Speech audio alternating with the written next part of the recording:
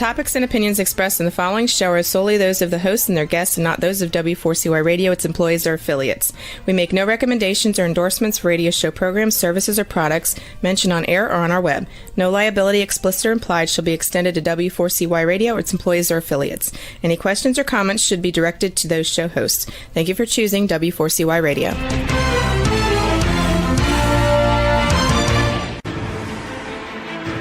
What's working on purpose anyway? Each week, we ponder the answer to this question. People ache for meaning and purpose at work, to contribute their talents passionately and know their lives really matter. They crave being part of an organization that inspires them and helps them grow into realizing their highest potential. Business can be such a force for good in the world, elevating humanity. In our program, we provide guidance and inspiration to help usher in this world we all want, working on purpose. Now, here's your host, Dr. Elise Cortez.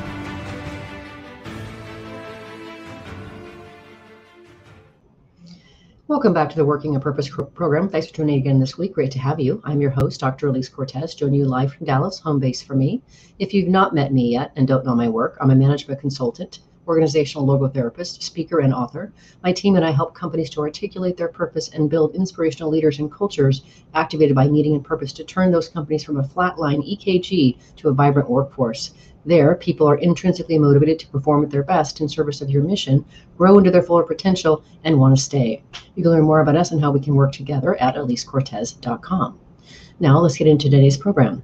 With us is Julia Fabris McBride. She's the Chief Leadership Development Officer at the Kansas Leadership Center, where more than 15,000 people around the world have attended programs since 2007. She's a certified coach, former actor, and a co-author of Teaching Leadership. Today, we are talking about the new book she co-authored with Ed O'Malley called When Everyone Leads, the Toughest Challenges Get Seen and Solved. She joins us today from Wichita, Kansas. Julia, welcome to Working on Purpose. Thank you, Elise. I get so excited every time I hear that intro to your show and I hear you talk about what you do. We are so aligned in the things that we care about. We are. Thank you, Julie. I really appreciate that. And, you know, it's wonderful to be part of a network and community around the world that are doing things to really try to lift people in their leadership, their communities, and their organizations. And I'm very, very grateful to be, in some ways, a colleague with you. So very happy to hear that. Thank you.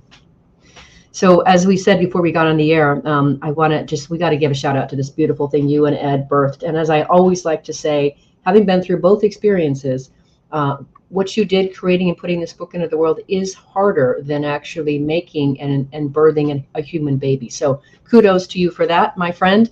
Fantastic, terrific work.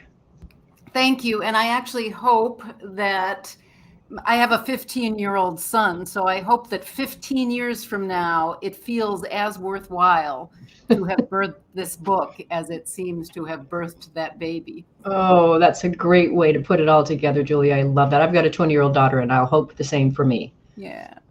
So we have to talk about where this book came from and who wrote it and what you two are actually up to. I think it's a delightful collision that has really produced something pretty magnificent. So tell us a bit of the story of where this came from.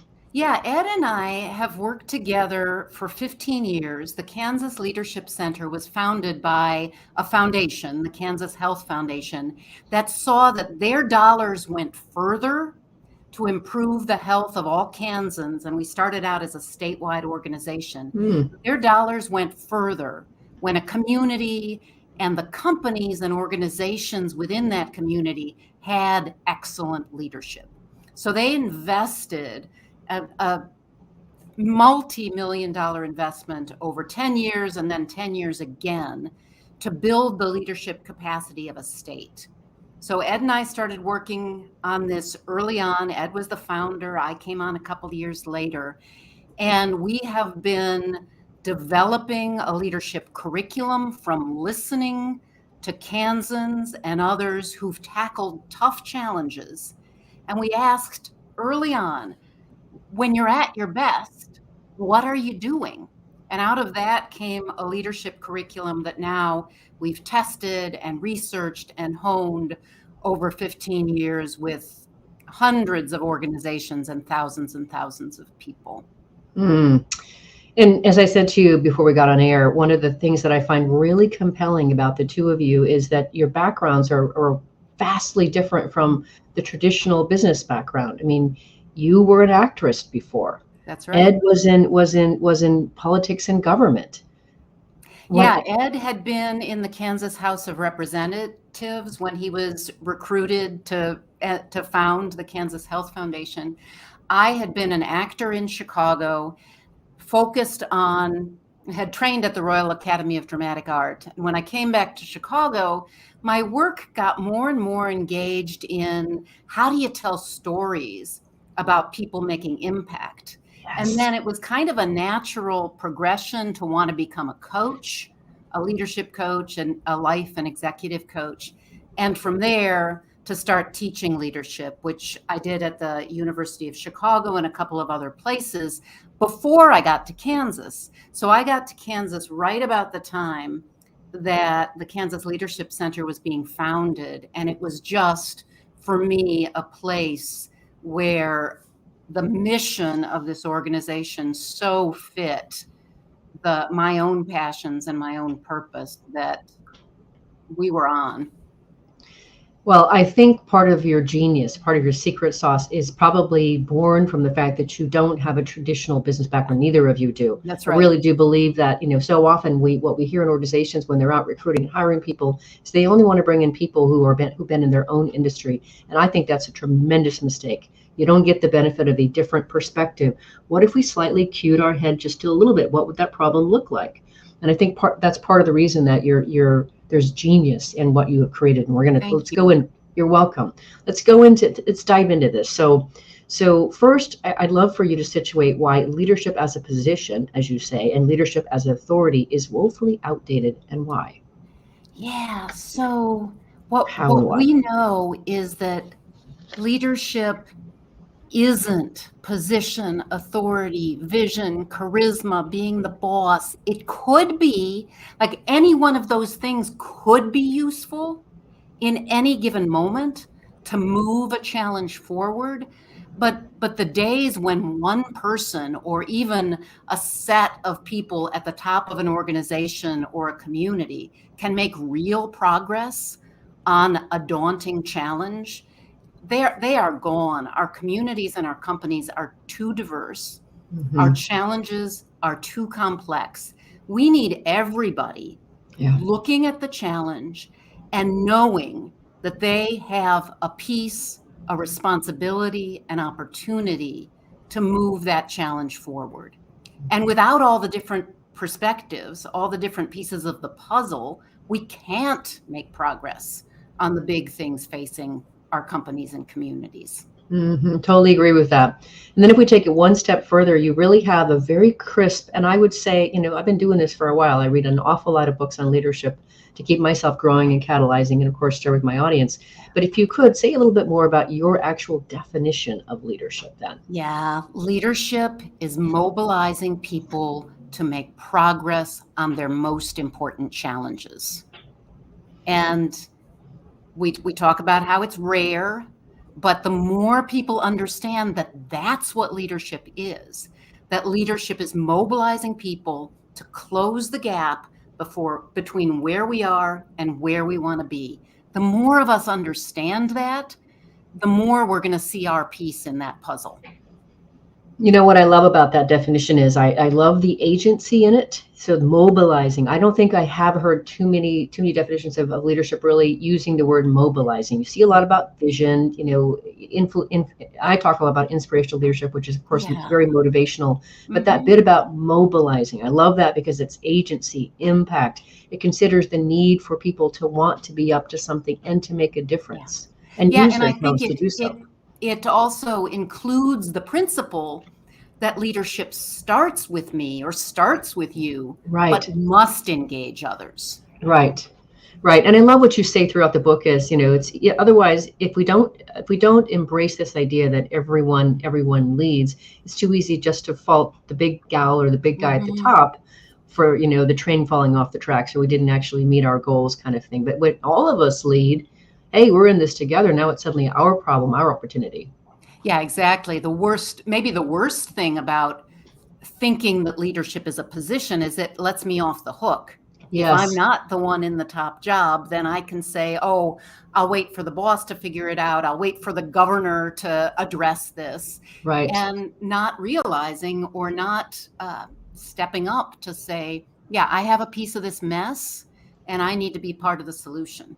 And then the other thing that happens, right, we know all too well, is if we do assume that backseat role, then when things don't actually go our way, it's really easy to complain about that the leader or whatever, whoever was supposedly in charge. Yeah, and exactly. and that doesn't help anything. That, we're not getting anywhere with that. So so then now, if we can, let's contrast. I'm going to share bits of this if you don't hit the points, because there's just so many great things that you say in your book. Paint the picture for us of what an organization, or a community for that matter, looks like when everyone leads. What's that look like? Yeah, if first of all, if we embrace this principle that leadership is an activity, then anyone can lead and anyone can get better at it. If leadership is a practice, anyone can get better at it. And everyone can do their piece to move a challenge forward. So when everyone leads, challenges, making progress on challenges becomes more possible because you have more people looking at the problem and you have more people bringing their creativity and their good questions. I mean, I think one of the things that my being an actor turned coach and Ed being a Kansas State representative turned CEO, that background, we were curious. We were curious about what kind of leadership does it take to make progress on our toughest challenges. And those first 10 years here at KLC were really about trying to, even as we were starting to teach people, we were still exploring, and we are still exploring. What is it that allows people to make more progress? And what we've really learned is when you get more people seeing it, being able to put the same challenge in the center and saying, okay, we're going to move forward together in the same direction, but we value that there are going to be different approaches to moving this challenge forward. So when everyone leads, frustration and gossip and office politics, they can transform into curiosity and engagement and a sense that we're accomplishing something. So solutions to big important challenges, say it's a challenge of retaining. I mean, a big one for organizations we work with is talent retention. Yes. So huge. Instead of just frustration with HR, we share that challenge. It get the responsibility for that challenge permeates the organization, and we start to share creative approaches for moving forward. So we feel more connected, we feel more fulfilled, we feel more engaged in our work, and those retention numbers start to look better. And one other phrase that was coming to mind as you were saying all that, Julian, and then I want to read a few things that you also said in the book because they're just so spot on. But when everybody leads like that, people get to know they matter. Yes. And what I've learned in my work is people desperately want to matter. Yeah. They want to be heard. They want to make a difference. They don't want to fly under the radar and hope nobody notices that they actually lived this life, that they came to work that day. And I was talking with a credit union this morning where they really are embracing this idea that we want a culture where everyone leads. And the CEO sees the value of helping people see the challenge, and there's a role for that CEO in lifting up, here's our big challenge. But there's a role then for everybody in moving that challenge forward. Absolutely. Yeah, so just a few other things, especially since I want listeners and viewers, I want you to listen to this, because when the way that they distinguish these terms, for example, they talk about, Julie and Ed talk about in their book, when everyone leads, organizations are productive, not just busy. Yeah. People are purposeful, not just going through the motions. Emotion gets channeled into teamwork. What else here? when everyone leads, frustration, gossip, and office politics give way to engagement, productivity, and some sense of shared accomplishment, which Julia spoke to. So there's just some really magnificent ways you can start to imagine your organization completely different, turned on from the inside out with this stuff. So that's my why I get so excited about it, Julia. Yeah, and as you say, the organization becomes successful, and the individual sees their part in that success. And people want to feel like they're part of something bigger that's important. I know that from my research. It's just beautiful. So to that end, one of the other things that I think you guys do beautifully in your book as well is you distinguish technical problems from adaptive challenges. Yes. Do that for us here, would you? Yeah, and that is language that came from our mentors and friends, Ron Heifetz and Marty Linsky at the Kennedy School and Cambridge Leadership Associates. Technical problems are easy to recognize because you know the steps to solve them. You may have gone to school to train to solve them. One of my favorite examples is somebody knows exactly how to design a highway interchange. I don't know how to do that. Somebody knows how.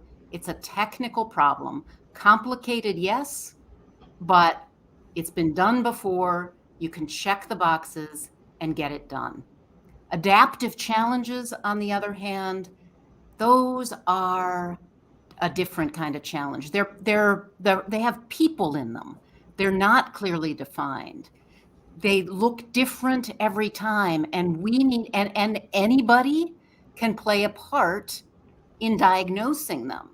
We just need to be curious, to ask good questions, to be willing to look at things from different perspectives. So progress on big, daunting, adaptive challenges takes time. Again, it takes curiosity. It takes the will to be in a place where you don't know the answers, and it takes patience. So you see, as I talk about the distinction, that there's a lot of pressure in our companies to treat adaptive challenges like technical problems. So I was talking about retention. Easy to see that as a technical problem that somebody in HR should know how to deal with. But in today's employment market, in today's diverse communities where we're trying to attract and retain people who can meet our customers where they are, it's more than a technical challenge to hire and retain good people. It sure is. And we will talk more about this and how to be able to get to it here in just a second. Let's grab our first break. I'm your host, Dr. Elise Cortez. We're on there with Julia Fabris McBride, who's the co-author of When Everyone Leads, the Toughest Challenges Get Seen and Solved. We've been talking a bit about where this book came from and some of the promise of it. After the break, we're going to get into, she's going to talk about how to find the gap between what we want and where we're going and set the stage to do so. Stay with us. We'll be right back.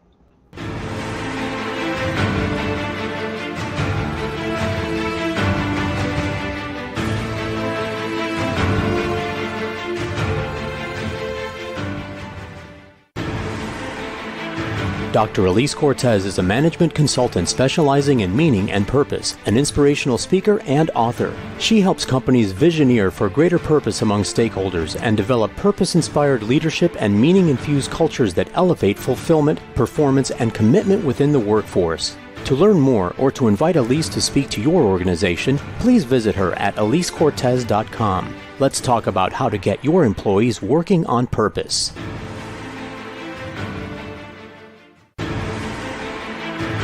This is Working on Purpose with Dr. Elise Cortez. To reach our program today or to open a conversation with Elise, send an email to Elise, A-L-I-S-E, at elisecortez.com. Now, back to Working on Purpose.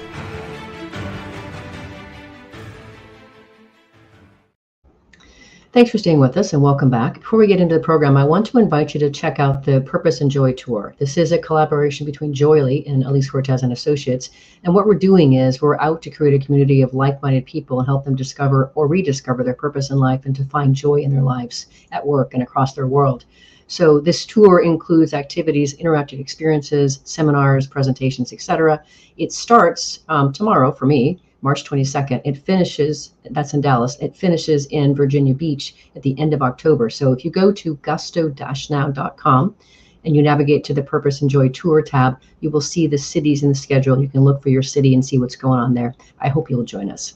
If you're just now joining the program, my guest is Julia Fabris McBride. She's the Chief Leadership Development Officer at the Kansas Leadership Center and the co-author of When Everyone Leads, the Toughest Challenges Get Seen and Solved. I'm your host, Dr. Elise Cortez. So, all right, Julia. So one of the other great things that I think is so actionable about your book is this whole idea of the gap, right? So being able to find the gap and set the stage to do so. So would you situate that? I mean, there's so many things I could pull out of your book. So what I try to do in these conversations is curate and build on whatever else we might have discussed in any of the previous shows. And this is something that has not been nearly as clearly articulated in other books or conversations as you guys do it in your book. Please. Thank you. You're welcome. Yeah. So if you're thinking leadership is mobilizing people to make progress on tough challenges, leadership is mobilizing people to move from where they are now to where they want to be. So to help people identify what is the challenge and where do we want to be, we have people start with where they're dissatisfied. So we would encourage companies, teams to talk about when we think about the future of our company, what concerns us the most. So that's one question. And that's a great question, by the way. Yeah. It's a great question. And don't worry about building consensus. Just give people space to talk about concerns and dissatisfaction. Mm-hmm. But don't stop there, because you also need for people to feel empowered and energized to exercise leadership. You need the fuel of big, bold aspirations. Yes. So move from the question about concerns to the question about aspirations. When you think about the future of our company, what's your boldest aspiration? And then let people talk about that. And then ask a third question. Ask, okay, what makes progress hard in the gap between concerns and aspirations? And when you ask that third question, people will start talking about some common barriers, like change involves loss, and loss of competence, loss of confidence, loss of the security of doing things the way I've always done it. So change involves loss. So that's a barrier when it comes to adaptive challenges. That's a barrier. And then people will also start to talk about competing values. And, if we prioritize moving towards those aspirations, what do we have to give up? What that we value do we have to give up? And they'll start talking about, well, people see this challenge differently. There's no clear solution because the problem looks different from different perspectives. Yes. And they'll always start to talk about how authority isn't enough. Mm-hmm. We can't get from concerns to aspirations just by waiting for the boss to lay out a plan. So you get people talking. So this is how you lay out the gap, right? You talk about concerns, you talk about aspirations, and then you get people to talk and think about, for us, on our team, in our company, what makes progress so hard? Mm-hmm. And the beautiful thing, like you would think that talking about what makes it hard might cause people to kind of hang their heads and go home, but that's not what happens. We have had this conversation hundreds and thousands of times. And what happens when you actually acknowledge, okay, this is adaptive work. We've been trying to treat it like a technical challenge, and no wonder we're stuck. Right. We start to see new ways to make progress. I really thank you for that. That was a great, now listeners and viewers, that's gold right there. If you just take nothing else from this conversation, what she just gave you is gold. But wait, there's more.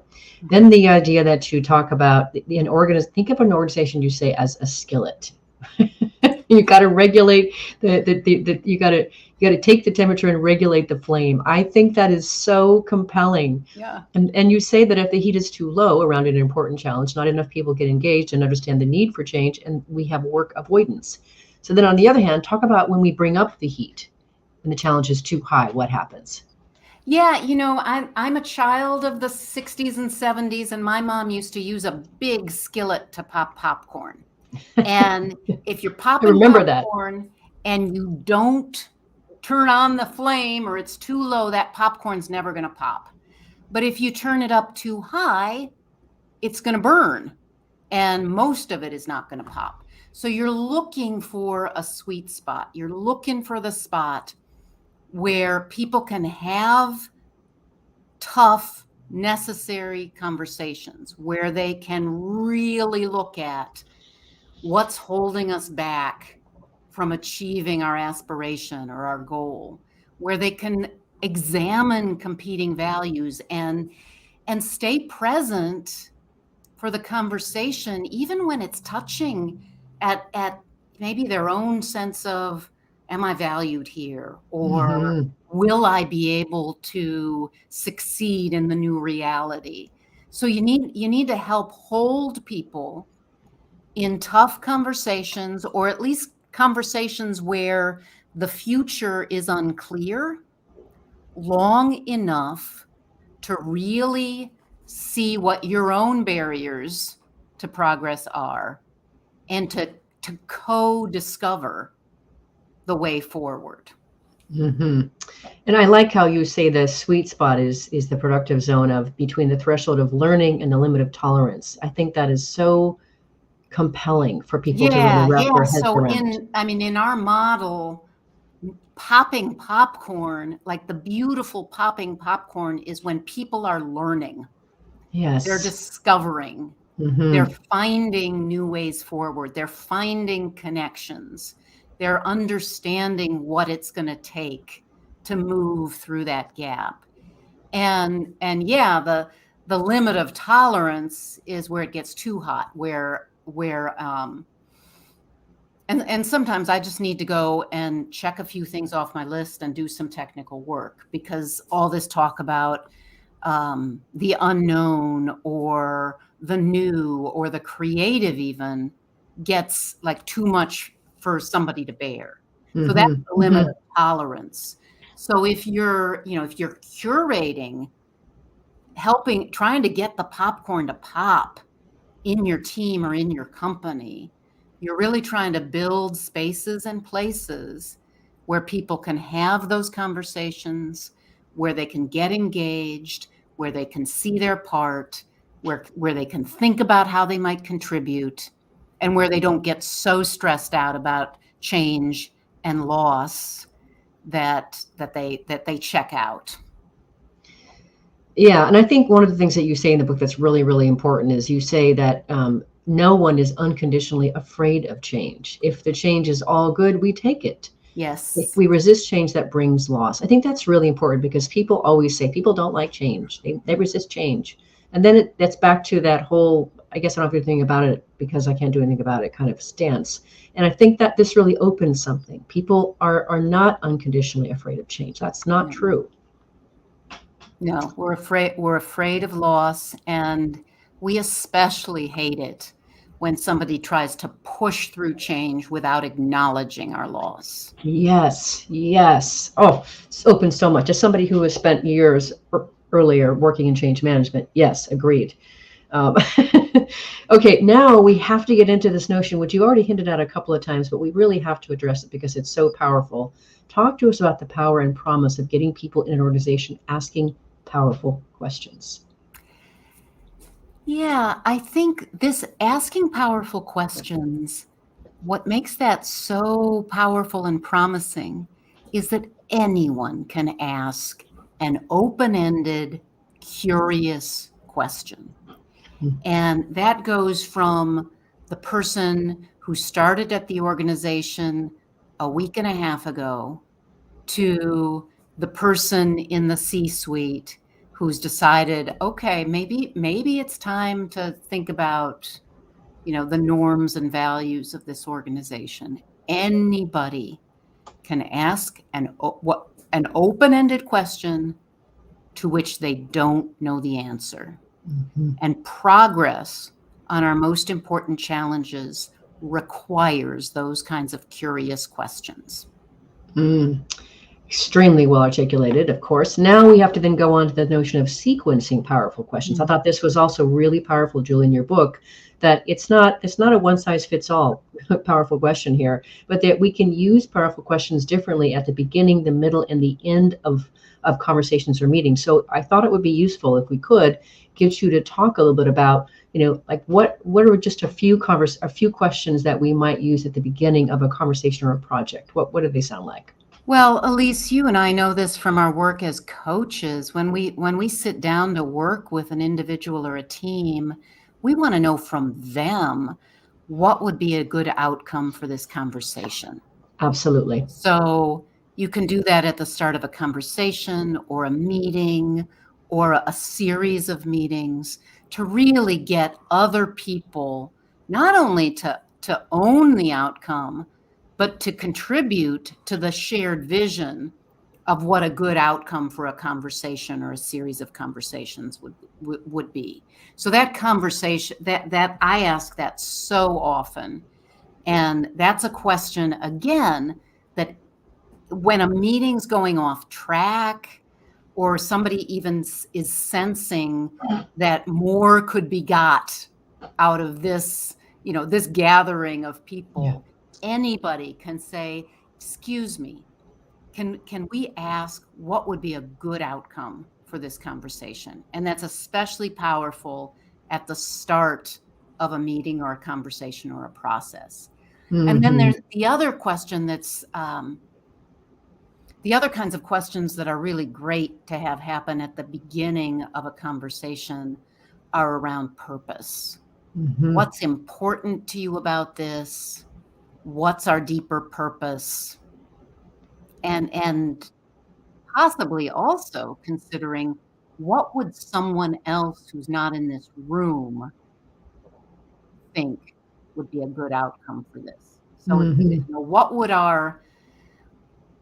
What would that team over there that thinks we're off on the wrong track, what would they want us to be discussing here? Mm-hmm. I think that just really opens up so much, Julia. So that's how we can open up a conversation or a project with powerful questions. Now let's get to the middle. What kinds of questions might we ask then? Yeah, I think in the middle, we're always going to be wanting to ask about assumptions. What assumptions are we making? What assumptions do we need to test? What assumptions can we challenge? And I think it feels like the operative word there is we're in this together, and we're testing our assumptions, our beliefs. So that's a big one. The other one is to really look at what are we hearing underneath the opinions that are being expressed. Yes. What new connections are we making? Maybe it's a question about what values are becoming, what values are the music beneath the words and the opinions that we're hearing. And along with what assumptions are we making, to pause and say, what are we not seeing? Yeah. Yeah. And with that, like I always think about the person who's worked even here at KLC, the person who's worked here for 6 months, they can ask, what are we not seeing? They don't have to know the answer. They just have to be willing to ask it and pause. Yes, beautiful. And that can be such a gift in a moment where a group might be spinning its wheels or might be just on the verge of treating something that is really adaptive and complex as a technical, let's just check off the boxes. And what I want to add to that too is giving that space and waiting for an answer. Don't jump in, because what I know, and I know you do too, there are some beautiful introverts there in that room, and they have something to say if you will only give them the space and the opportunity to share it. Yes. And oftentimes it's brilliant. Okay, so now we've been talking a bit about opening a conversation in the middle. Then there's the end of a conversation or a project. What kind of questions can we ask there? Well, a big one that we ask a lot, because leadership is mobilizing people to make progress on our toughest challenges. We're going to return to that. We're going to return to purpose with a little bit of an adjustment. We're going to say, what will progress look like after this meeting, in the next couple of weeks? And we're going to ask, how will we experiment? And when you're doing adaptive work, experimenting to learn is really it's the operating procedure, as opposed to trying and failing or succeeding. How will we experiment, and what do we hope to learn? Sounds like a great place I'd like to work. Okay, let's grab our last break here. I'm your host, Dr. Elise Cortez. We've been on the air with Julia Fabris McBride, who's the co-author of When Everyone Leads, The Toughest Challenges Get Seen and Solved. We've been talking about some of the key points in the book that I think are really remarkable, that are distinguished from other works that I've read. After the break, among other things, we're going to talk a little bit about how we can make leadership less risky for everyone else we want to be involved. Stay with us. We'll be right back.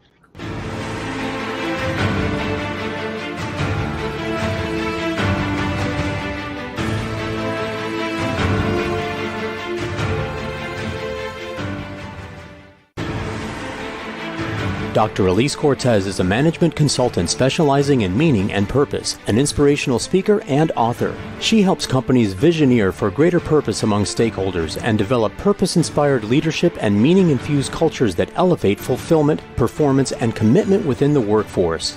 To learn more or to invite Elise to speak to your organization, please visit her at elisecortez.com. Let's talk about how to get your employees working on purpose.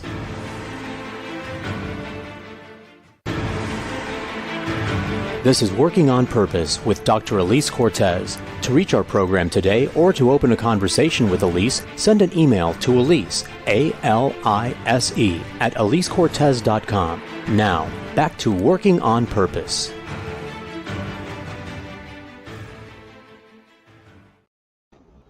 Thanks for staying with us, and welcome back to Working on Purpose. I mentioned in the last break that we're launching the Purpose and Joy Tour. Two of the books that are on that tour with events around them are my two books that came out this month in March of 2023.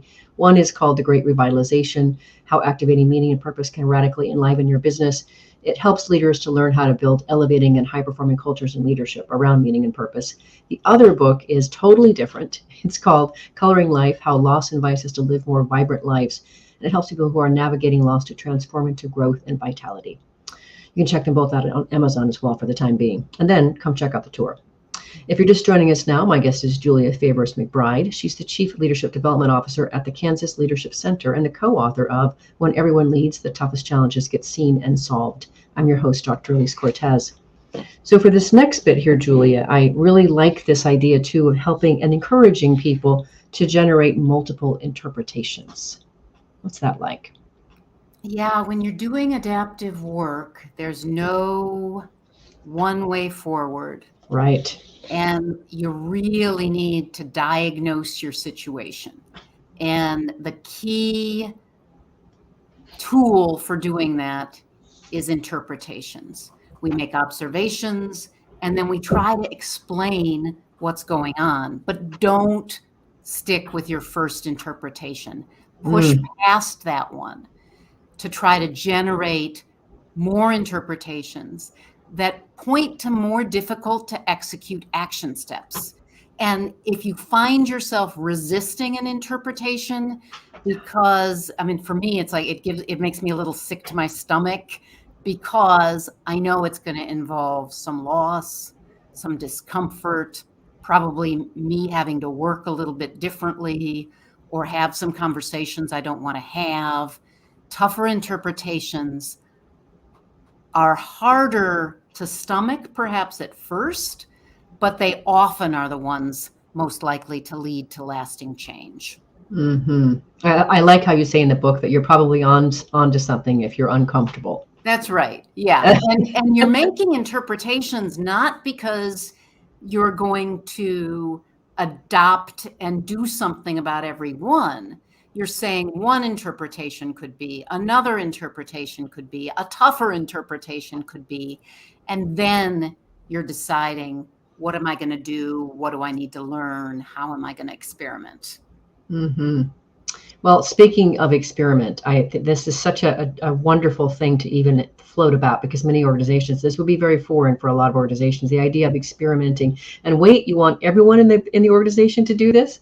So, we know it's risky already, but what can we do? What can you do as a leader or a set of leaders or anyone in the organization to really help encourage to act experimentally? Yeah, I think going back to that conversation we had about the gap, I mean, first, you can host and encourage those kinds of conversations a lot, so that people begin to develop a sense of what are our bold aspirations, and what are the challenges that we need to address if we're going to get there. And as a person with maybe significant authority in a company, you can lift up some of those challenges and say, again, maybe like if we're in a college, student retention is big for us, or innovation is the big one around here. So you can lift up what those challenges are. And then people are starting to experiment around the same purpose, the same challenge. And they're not just willy-nilly experimenting to learn what they want to learn. They're experimenting to learn and make progress on a shared challenge.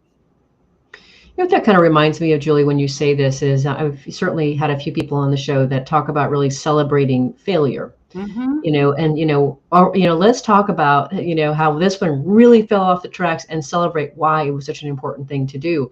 And that's so counterclockwise. So many organizations they're run by fear. And we've talked about fear on this show many times, the fear of failing, the fear of not being right.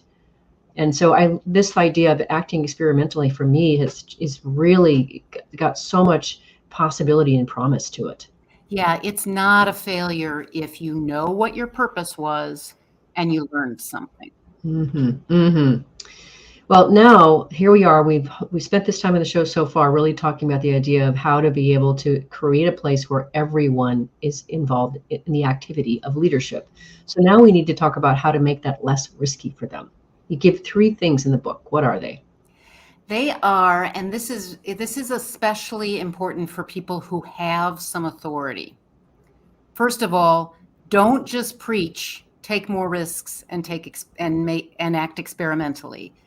Give people some skills. Teach them what it looks like to ask more powerful questions. Give them opportunity to practice making tougher interpretations, and teach them some leadership skills. Yes. Many of which are covered in Ed's first book, Your Leadership Edge. That's kind of packed full of ways to experiment. Okay. So give people some ideas and give them some skills. So that's the first one. Don't just preach, teach. The second one is when somebody makes an effort, celebrate it. Yes. Even if it's a little bit clunky. If they ask a question that makes people squirm, and they ask it in a little bit of a rude way, perhaps, help them reframe it so people can hear it. Mm-hmm. So be there to celebrate and partner with somebody who's trying to exercise leadership. In other words, encourage it, right? Absolutely. You're encouraging it. You're that cheerleader on the sidelines. I'm with you. Let's do this. Yes. Yeah. And like I saw it with the CEO where I at the credit union where I spoke this morning, we want this culture. We need this culture. We need a culture where people treat leadership as an activity that's available to anyone, anytime. Mm. And yeah, so the third thing is normalize talking about leadership as an activity, and normalize that it is risky, and your interventions, your experiments aren't always going to land in the way you wanted them to land. So normalize, talk about leadership as an activity, and normalize that it's risky, and again, be there to coach somebody through, okay, is this too risky? Or is it worth it? Mm-hmm. Mm-hmm. Yeah. In other words, what I love about all of that, Julie, is you really are bringing up your organization one individual at a time. Mm-hmm. You're teaching them, you're encouraging them to do that one person at a time, which I think is really beautiful. And you're also trying to help people learn to coach one another. Yes. So I think if there's a fourth thing here about how to make leadership less risky for others, provide coaching skills and encourage people to be peer coaches. Mm-hmm. So if I'm if I'm considering a challenge or want to think through some interpretations, I have peers all around me who can help me think through it, whether it's, in a meeting or over lunch or on a walk. I'm not alone. Mm-hmm. Beautiful. So all that means, Julie, is since that's not currently listed in the books number 4, there has to be a version 2, apparently, or edition 2, apparently. So just so you know. Yeah. You thought you were done writing. You're not. I didn't think I was done writing, and I'm really glad about that. Okay, good. Me too. Okay, so at this point, listeners and viewers, I hope you're convinced at the promise, the possibility of this idea of really creating an organization where everyone leads. So if you could bring us home here, I want you, if you can, really paint the picture, the promise of a culture where everyone leads. You do it beautifully in the book. Would you share that vision? What does that look like and why it's important? So there may have been times in history, and maybe you can even remember a time in your company or in our country when just one or two people spurred progress on a given issue. But today's dynamics are different. The rate of change is too fast. The perspectives on problems are too diverse. So today, progress requires lots of people with the ability to adapt and the skill to mobilize other people. So the exercise of leadership is going to look different if you're the CEO versus the line manager or a frontline employee. But when it comes to our toughest challenges, we each have a piece of the puzzle. That's the place I want to work. Okay, so we've done it already, Julie. It goes by so fast, especially when we're having a good time. So this show is listened to by people around the world who really are out and want to be part of creating a workplace where people really want to come to work, give their best, realize their potential, and we do business that betters the world. What would you like to leave them with? I would love to leave them with the invitation to read this book, to use our discussion guides. We have discussion guides available at kansasleadershipcenter.org under When Everyone Leads. And if you can get just a few people around you talking about these ideas, you will, I've seen it happen, and you will release this agency and this self-authorization in yourself and others. Thank you, Julia. One other thing that I want to give a shout out about your book that I really like is the structure of it. Now you have each chapter. At the end of each chapter, you have like a leader writing in saying, "Hey, but I have this question or this issue or this challenge," and then you address it. So you really are applying real time in real issues the concepts in the book, and I think that's extremely useful. So to your point, it's really easy to engage with this content. People can chew on it and immediately bring it into the workplace. So listeners, definitely get the book and tell your friends. Julia, thank you so much for being a guest. I really have enjoyed reading your book, getting to know you, and I feel that I'm connected to you. You can run from me, but you can't hide from me. Yeah, I feel that too, Elise. Thank you so much.